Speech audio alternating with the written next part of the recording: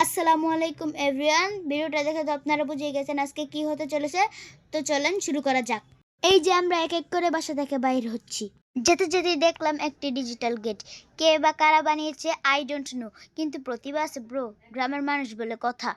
এই অসাধারণ গেট দিয়ে পার হলাম, সাথে আমার কিউট কিউট আন্টিরাও চলে এসেছে। তো এবার সবাই মিলে গন্তব্যের দিকে যাওয়া যাক। সবাই সবার আপন গতিতে হেঁটে চলেছে। যেতে যেতে হঠাৎ পিছনে তাকিয়ে দেখলাম একটি কুকুর মামা আমাদের পিছু নিয়েছে। চলো কুকুর মামা, লেটস গো। এখানে বাদাম লাগিয়েছে, কি সুন্দর ধনিয়া পাতা ওঠানো হচ্ছে, কি সুন্দর বিকালের দৃশ্য। এসব দেখলেই মন ভরে যায়।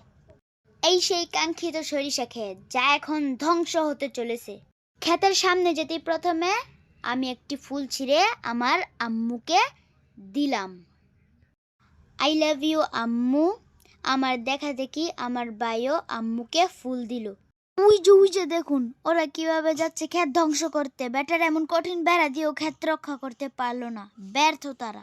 কিছুক্ষণ দাঁড়িয়ে ওদের পাগলনিগিরি দেখলাম, তারপর ফাইনালি আমি আমার ভাইও ঢুকে পড়লাম।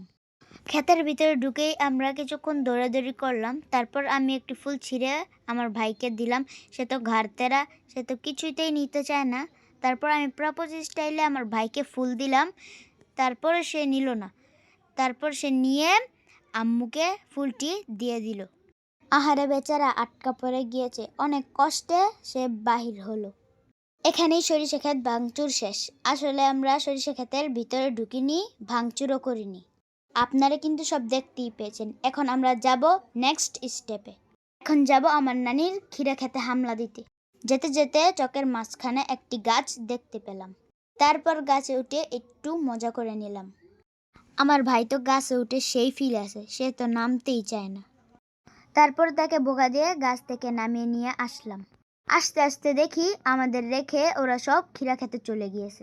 আমরাও চলে এসেছি নানির ক্ষীরা খেতে হামলা দিতে। আমার নানি নিজে এই গাছগুলো লাগিয়েছে, তাই গাছগুলো যাতে নষ্ট না হয় নানি আমাদের নিজে ক্ষীরা ছিঁড়ে দিচ্ছিল। কি সুন্দর নানির ক্ষেতের ফরমালিন মুক্ত ফ্রেশ ক্ষীরা।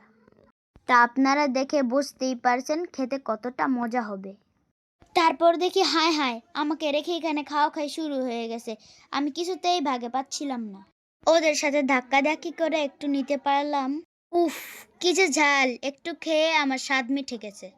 খা খা, একটু বেশি করে খা, পরের দিন তো মজাটা বুঝতে পারবি হারামির দল। ইস, কিভাবে যে খাচ্ছে! তো যাই হোক, আমরা খাওয়া দাওয়া শেষ করে বিকেলের মনোরম দৃশ্য উপভোগ করছিলাম। এই ভিডিওটি কেমন লাগলো কমেন্টে জানাবেন। দেখা হবে নেক্সট কোনো ভিডিওতে।